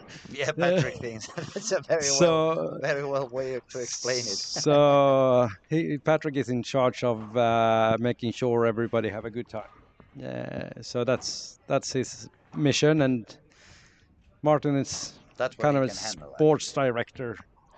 No, but it's a very successful event. I'm very happy to see so many talented bowlers from all over the world, and it looks like every time I come, the tournament has gone a step further and growing up a little bit more. More things happening around the event. Not only the main PBA title, but I know you have for a fact the goal that everybody goes back home feeling like they have won something. This year you had a mental game seminar. Now you're gonna have a couple of seminars with it's skip away Matt McNeil of Storm talking a little bit about the bowling balls and layouts. Then we're gonna have Chris from Kegel. He's gonna do a seminar about oil profiles and stuff like that. So um, it's a lot of fun. It's a lot of things happening. Yeah, it is a lot of fun. It's more than just a tournament, and the tournament itself is good enough to stand on its own legs. But like you said, we have from the start 2017, the goal has always been to have the guys not winning leave with a smile. Hmm. And then we developed that. We just started the seminars. I think it was 2 years ago. A little bit first for the under 21 squad. The first week to have give them something more than just the bowling. Now it's been more and more. We had Chris Jonas last year as well doing a lane. Can't remember exactly what it was, but it was how to read and decipher a lane pattern. Hmm. So this. And that's one of the reasons why, for example, I come from Barcelona. It's south of Europe. The level is not as high as you guys have up here in Scandinavia. And I have a lot of bowlers when I tell them to come. They always tell me, "Oh, but I cannot score. I cannot perform. What am I doing there? I have no chance." But this is the perfect moment to let them know it's not only about competing, it's not only about putting yourself on the lanes against the best bowlers in the world, it's about the whole experience. For example, tomorrow, Wednesday, I know you have a friendly golf event Yeah, as well. that's the golf event we had actually from the start, from 2017. Started in Malmö. So we have a golf event. So you pick teams, or we pick teams. You can play. So we use the PBA players come, and a lot of them play golf. So you come play golf, and you get to play golf with Carl Troop or So Lavoie or it's AJ another Johnson. option because obviously when these guys are on the lanes, they are focusing on what they want to do They're doing because their job. they are doing their job exactly. They are competing. That's their main business, trying to get a title back home and put another title in the backpack, as I say. But when they are golfing, they are having fun. When they are off the lanes, they are super humble, super open. They are taking pictures with everybody. They are giving away some of the shares. They're signing autographs and stuff like that. And I mean, if you love the game, you don't have to travel all the way to United States, which is a lot more expensive. It's a lot more expensive to fly from Madrid to Los Angeles or to Orlando than it's going to be flying to Copenhagen and taking a train to Sweden. So, um, Yeah, normally in the US for the PBA events they have a pro-am one night, and they charge you $150 to be part of the pro-am. And here the pro-am is included in the entry fee.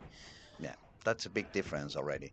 And then another thing I really love in Helsingborg, it's the food. I mean, you eat very good in Olympia Bowling Alley. It's not like all the events that you spend 12, 14 hours every day in the bowling alley and you only have this frozen pizzas and maybe frozen potatoes and stuff like that.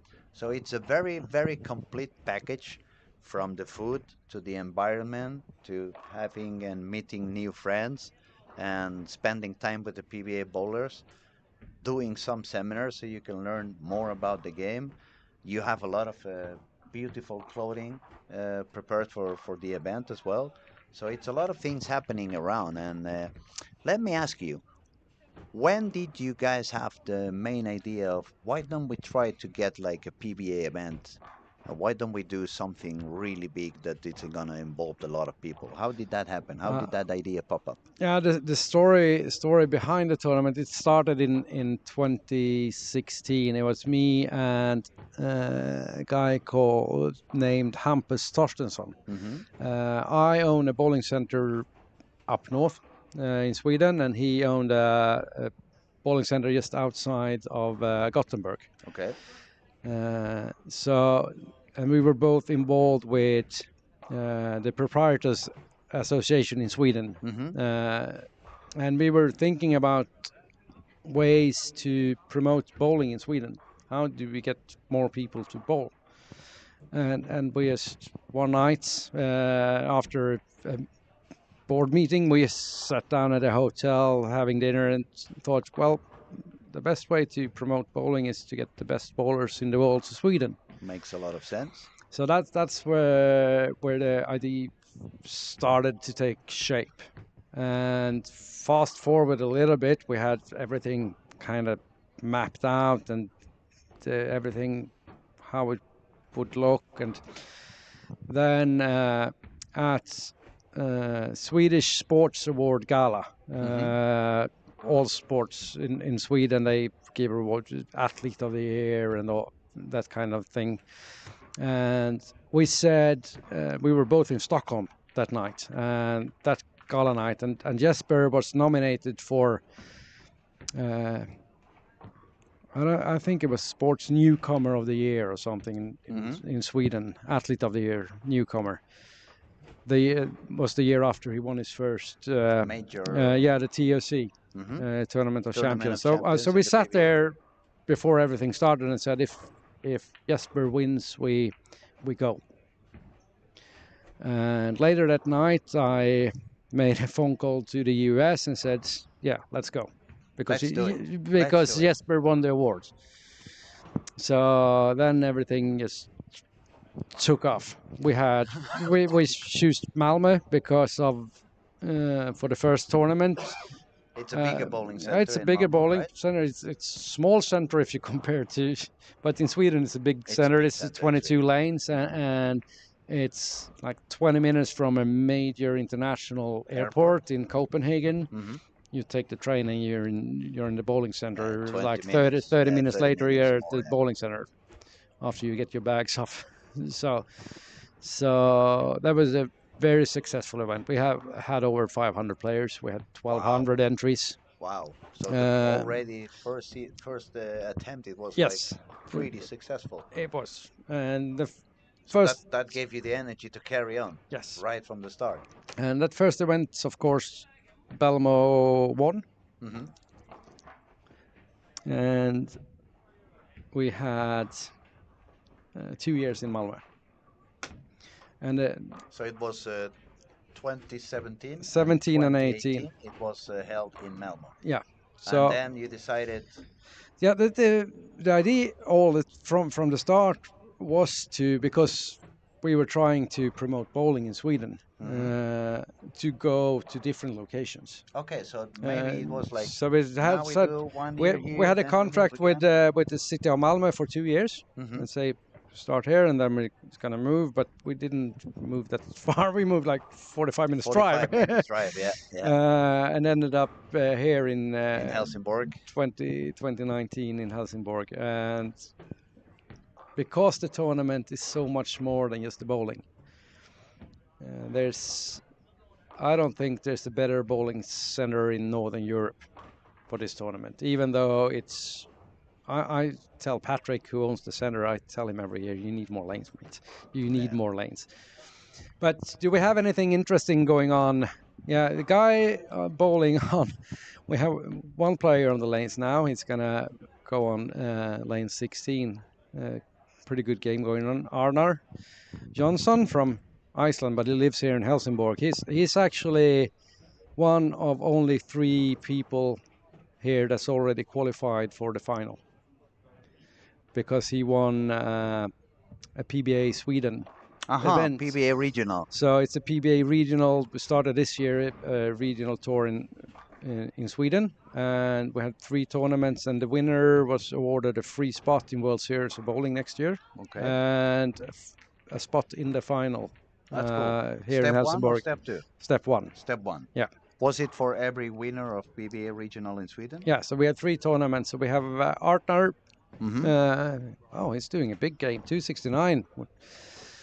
And he needed that because the last couple of games. Yeah, but he doesn't need it. He's already in the final. No, I know, but But he can actually qualify to final step 2 if he can get a bye. that's what I was gonna say. Now he's got the secure spot on step 1 because he won the PBA regional. But if he wants to jump into step 2, he needs to go for a high squad. Yeah, and if that happens, we have to recalculate the cuts because we're not going to have less people in the finals. So we're going to add one more from the cuts. It's going to be top That's cool. 41 instead, top 40. Who was the other 2 winners of the PBA regionals? Pontus Andersson Pontus Andersson won the first nice. one in Jönköping. Jönköping. And then Artnar won the second one in Eskilstuna, about an hour and a half from Stockholm.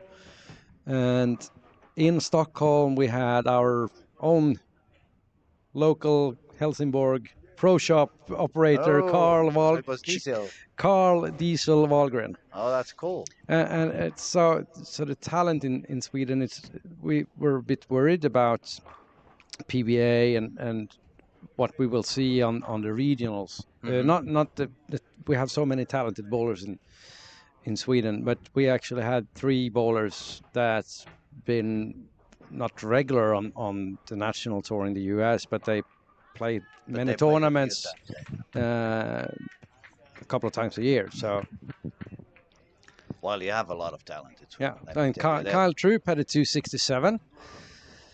Yeah, Kyle was suffering quite a lot. Now he felt pretty comfortable on 19 and 20. He has moved a little bit deeper from where he was standing before. He was using the the Ion Pro Solid, the new one. There was the same ball that Carl used in Stockholm to win. Stockholm. It looks like that ball is quite versatile. It's working very good, both on fresh and by the end of the squad. And I've seen quite many bowlers using that ball already. Yeah, and in Stockholm when Carl won, it was also a longer pad. It was Badger, so 48 feet. Oh. In terms of scoring, we had Nate Purchase on the lead after 4 games. He was 911. I think I saw him suffering a little bit. He shot about 180 something on this. Transition. Yeah, transition is definitely here. Now it's has already been here for a couple of games already. Now it's even kind of burn in the middle of the lane. We could see that especially on Emma and Ottilia. They were suffering a lot. Their ball was hooking really, really early on game 4 and I guess 5 was the same. It's hard for them to move a little bit deeper. Yeah, Nora can move deep, and she definitely got this ball speed to tackle this. Nora's got the speeds, got the power. She just wasn't lucky on lane 1 and 2 on game 4. She went down to 150, couple of bad splits and 180, 190 now. Yeah, it's not as high scoring as it was on the previous squad. I think probably Arnar is going to go back into the lead of this squad. As soon as everyone's done with the game, we're going to refresh and see what goes on. But yeah, he's 121 over Arnar after 5 games. And the thing is that people who scored pretty high on this 5th game, they had quite a low score because we have Kyle Troop with 267, but he's only 33 above par. We have Arvid Thompson with 245, and it's only 8 above the par. Then I saw someone else shooting 240, but it was a little bit below the par as well. Yeah, this like me. I played 2 squads in the tournaments, the first ones, so I was in the cut for a while. I ended up 31 over, but that was with finishing the last 2 games 480. So 480 on the last 2. That's pretty good. Was it when I coached a little bit? Yeah, you were coaching me. So that's nice. Yeah, so it's just thanks to you. I'm gonna start doing some online coaching worldwide because it seems to work quite okay for everybody I help. So maybe I should do that and focus more on coaching and less streaming, right? Yeah.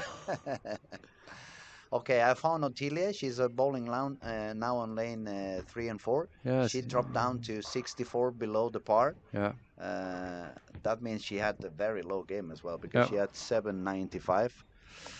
It's not fun to see. I really suffer with people. I'm very empathic with what I see, and I don't like people suffering with their games. But we can see a lot of people already in front of the ball return, bowling really deep inside.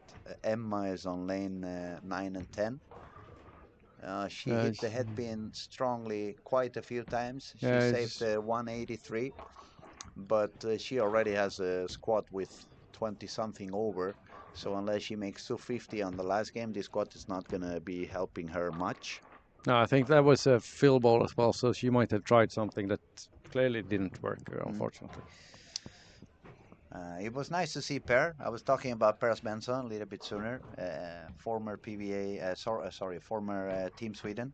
Yes. I bowled with him quite a few events while I was bowling for the Spanish team as well. It was fun to see Peter Lung also. Yeah, He's World been Cup bowling. winner in 1986. Exactly. That's It's from my hometown as well. very nice. Is he? Yes, he Oh, I is. didn't know that. Wow. But this guy, when he finds the lanes, he can destroy anybody. Yes. Even today. And how old is he now? 50 something. He's 50, 50 plus. 50 plus. But he still can bowl and he still has Yes. the speed, and he's a very good bowler. And He has he always been. knows he's such a he's smart. He knows the game. He's been in the game for so long. He started at the times where the lanes were wooden, where you oil the lanes by hand, Yeah, not yeah. by electric machines. And he was when we were on away matches back in the days. We're talking 90s. He was our GPS in the car when we're going to places we didn't know. He naturally just could find a bowling center. Another interesting thing to see, the only guy who's bowling urethane all day long is Jesper. Is doing IQ 78. Yep. All the squad. I actually joked a little bit with him right before the squad, and I said I'm expecting to see the U78 on the lanes.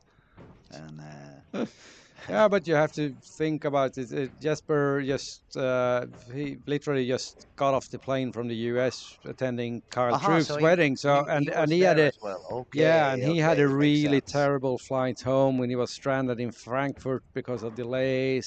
So he had a terrible trip back home. So That's very annoying. so I can understand if he's not able to be at his best right No, now. I can understand even better. I was talking earlier in the day on the first squad, I believe it was. I said I hated to bowl the day I travel, even if it was only flying Madrid, Barcelona, which is 1 hour flight. And I've never ever performed well the day I traveled. That's because you didn't like to go to Madrid. That's possible as well. I hope there's not many people from Madrid listening now. Yeah, well, you like the people. I like the people. What I don't like is the football club. That's the only one I have to admit I'm not a fan of. And they are always crying about the referees when they are the most helped team in the history of any sport.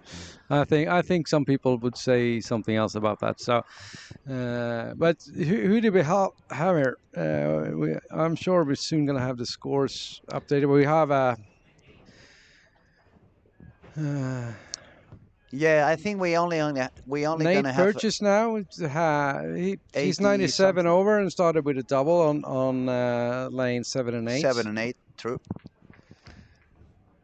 So he probably needs a 220, 230 game to try to secure his spot on the final. He's got a turkey, so he's on his way. Yeah, he's really on his way. And he just arrived. He's still jet lag, I'm sure. Also, so. When did he get here? Yesterday. Yesterday. Yeah, it's still a little bit too soon.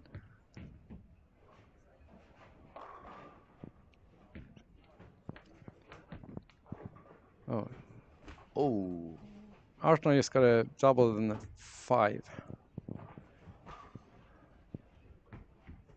I think he's really just gonna try to chase that by for Sunday, having a yeah. little sleep in. Okay, we have the scores updated. People above par has dropped down to only 12 bowlers. People with chances to make it into the final, I would say probably all the way down to the top 5. Oliver Dahlgren from Team Pergamon is now with 51 over. He's bowling on 19 and 20. He's got the first 3. So if he shoots, He needs a big he game. needs a big game, probably But he's 260 yeah, to 70. But he's more than capable to do it. I he mean, is. this kid is super talented. I've seen him bowling many times before. And when he's on fire, he's really on He fire. have also played for my team back home. Really. He's from up north. Yeah. But how many people can you fit up there? I mean, Yeah, I yeah. thought it was only No, tears we're and just penguins. bringing up talents, you know. But for those who are listening and they really have no clue, how far north you live?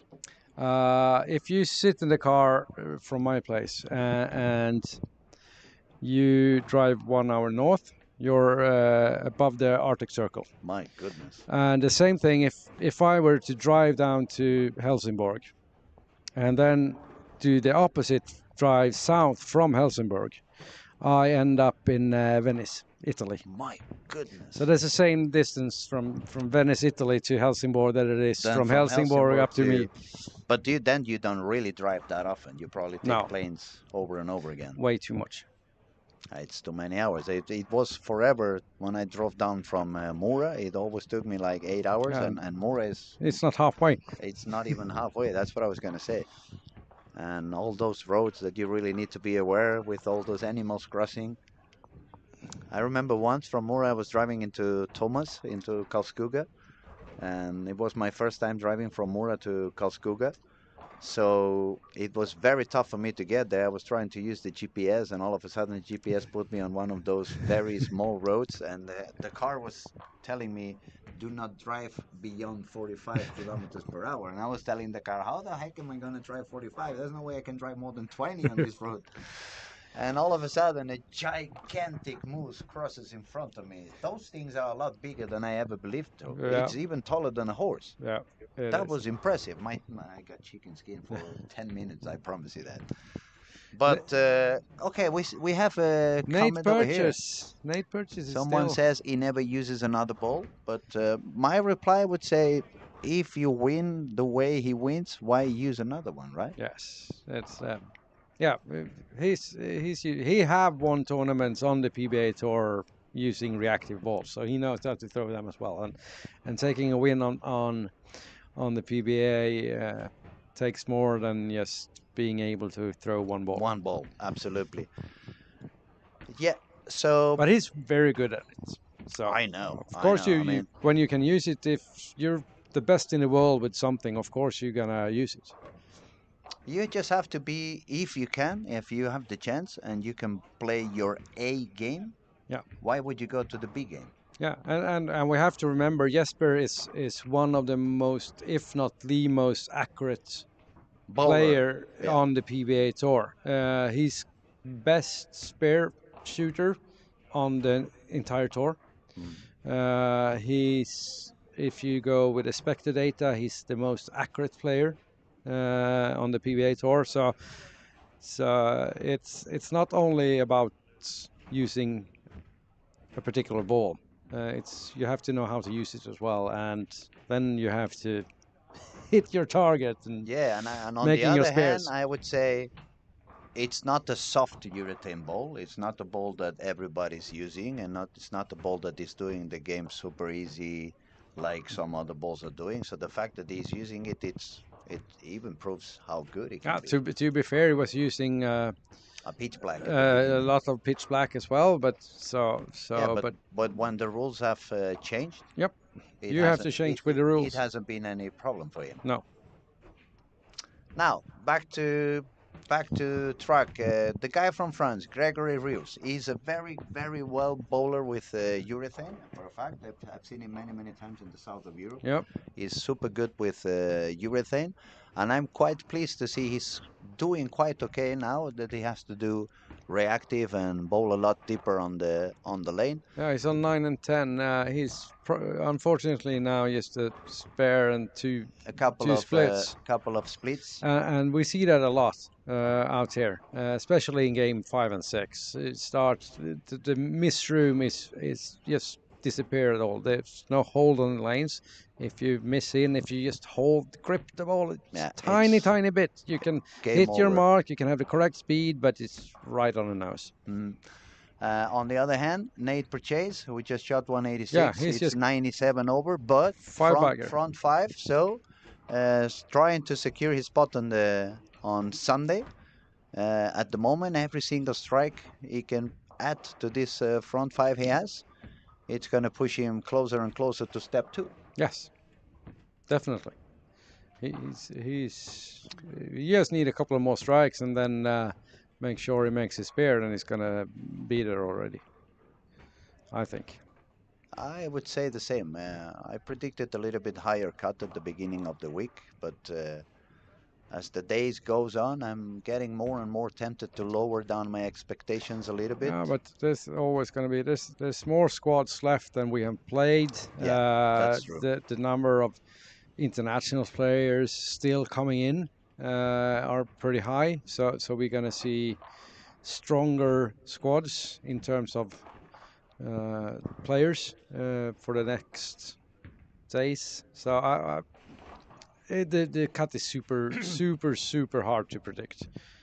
We can expect also that many of the bowlers that yet have not found a way to perform due to the talent they have at some point. I mean, players like Kyle Trope at the moment. We have seen another few PBA guys like didn't do that well, like AJ hasn't found his spot yet, but also a few of the locals like Carl Eklund and some other of the young guys in Team Sweden. All these guys have the talent to bowl 1400 at any moment when they feel kind of inspired and they find a little bit more of a comfortable spot in the room. So it's so many of them that it could actually end up being at 150 Yeah, over and, as and well. we have to consider this. There's 377 players. Of course, everybody in the field are not able to shoot 1400, especially on these conditions. But there's still going to be 1,000 entries, and the lanes are hard, really hard. But it's not the trickiest lanes we had, because on the first tournament in Malmö we had 1,200 entries, 500 players. Belmont was there, Kyle was there. It was a really strong field. Best players in Europe, best in US, and the cut was 80 over. 80 over, my God, that was And that was no even one tougher. no one shot 1400. My goodness, so it was a more demanding. Yes.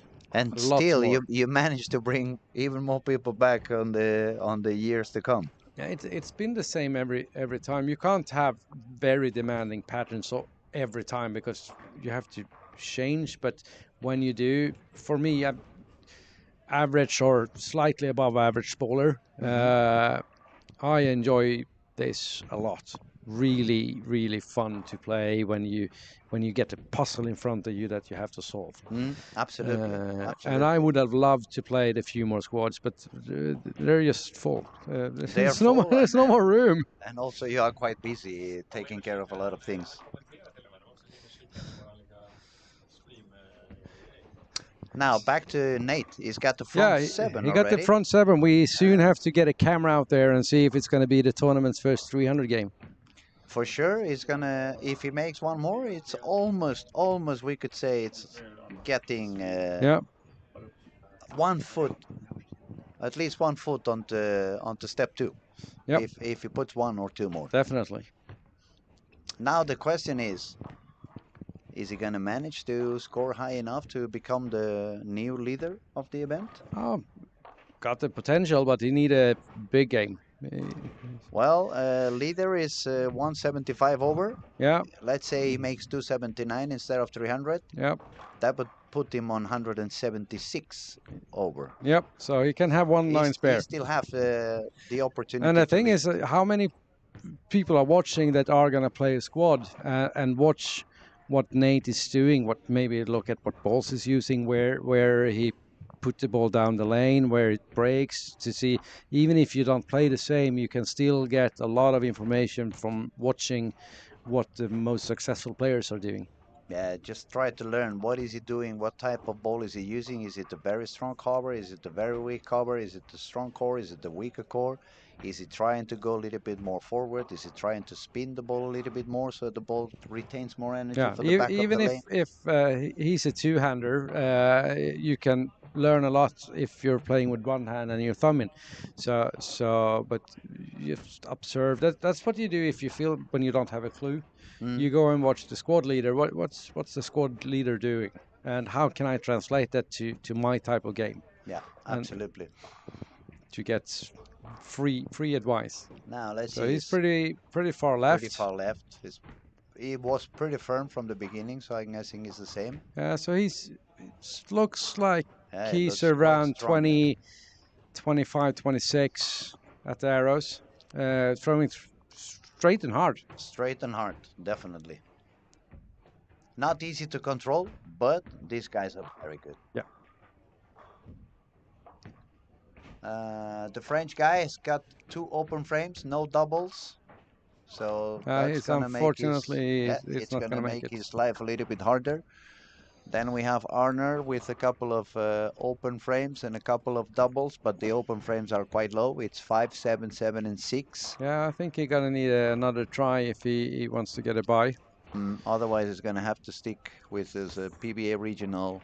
Yeah, so now I think he's just the last 2 frames. He's just gonna start trying things and testing because the score doesn't really matter for him unless he makes a buy. So he got a chance to experiment a bit. I agree. Now we have to focus on Nate. I think it's the best idea. Yeah, Nate Purchase. If we It's his first time in Sweden. Never played this event before. So we're just gonna make the screen a little bit bigger for us to see. We're gonna stop paying attention to the rest of the cameras for a moment because we have a potential new leader if he keeps striking. And Nate is on 7 and 8. For those of you watching some other lanes and want to watch Nate, to see if he can afford 9 spare, but he got to strike the rest.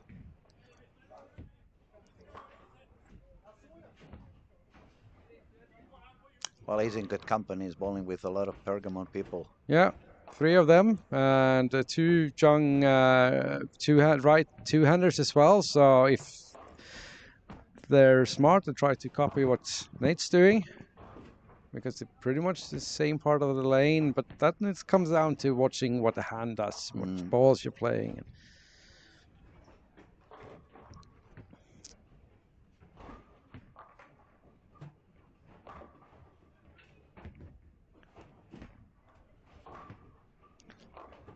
So only we're on this stream on 5 to 8 we have Sweden, Netherlands, Greece, US. We have only on this pair. we This have stream quite at all. many countries participating. How Yeah, many countries? 26 different countries. 26 different Or countries. 26 different federations. It depends on how you count it. Yeah, I understand. But that's a lot. I mean, Yes. we have. I had been at some European championships with less Yes. federations participating. Okay, there goes Nate's on lane 8. He's run around 26, 27. Oh, 10 pin. 10 pin. Messenger. That's a good shot.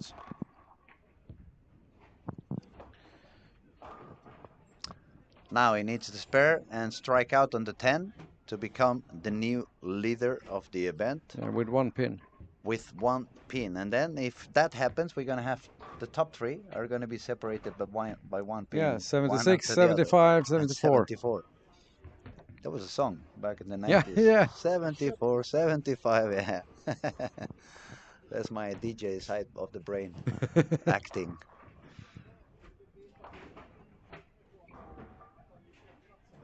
And one way to tell that the lanes are really tricky. I don't have the actual statistics on this, but we must have seen at least 12 to 15 two counts where players only get Yeah, 6 and 9. they miss a little bit too far to the outside. Just The a ball little bit. skids all the way down, and You they missed take the right. 6 and the 9. Yeah, you missed a little bit and too much, little bit too much speed, and poof, there you go, too.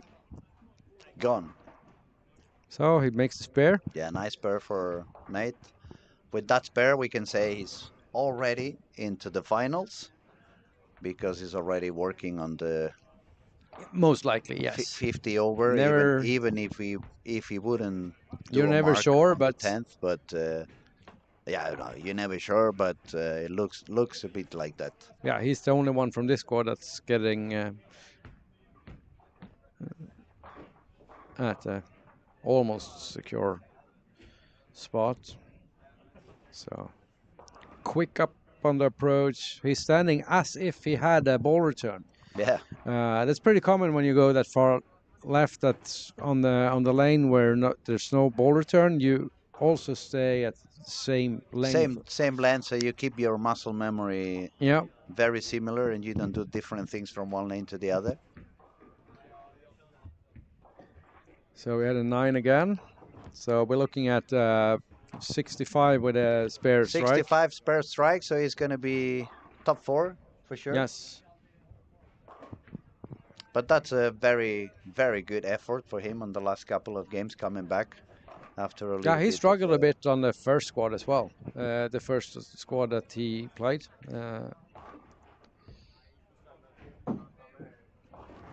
Someone is not so happy outside the room. So we have 65 puts. Oh, it's tight there on the. Yeah, Spot 67 is Sean Reich on third position. And Dario 66 is Stein. Dario. And now Nate, if he strikes, is going to be 65. So that would put him on the fifth position, currently fifth position. But that's going to be already 7 bowlers with 150 over. It's getting closer to my prediction. Come on, guys, keep pushing, keep pushing.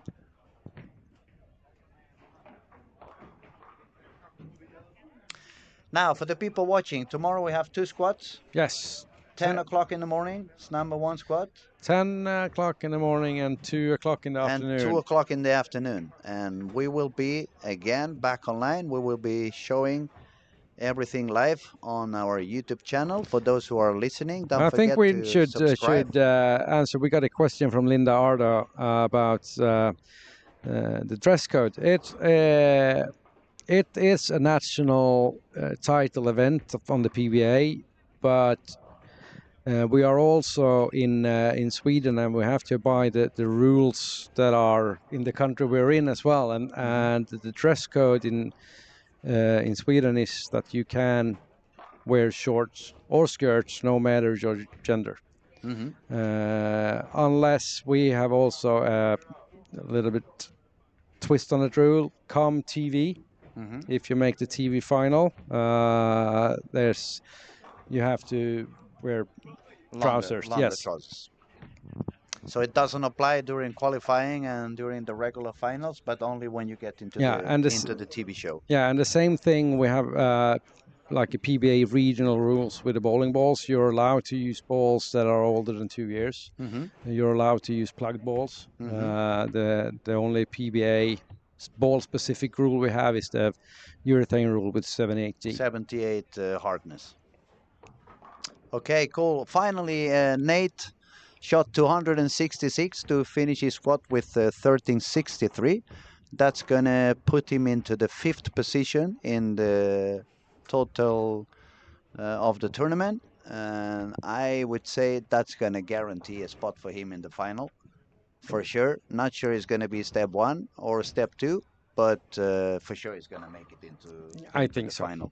So we're going to drop the commentary in here. It's only just a couple of guys finishing their games. We thank you everybody for your attention. We'll be back tomorrow. Thank you so much, Daniel, for joining me and doing me some company and mostly explaining a little bit how did this event begin and Yeah. a little bit of the It's a history. really long story. I will write a book someday, but not yet. But we'll be back tomorrow. Thank you for watching. Don't forget to subscribe into our YouTube channel for more free content during the rest of the week and especially the rest of the season.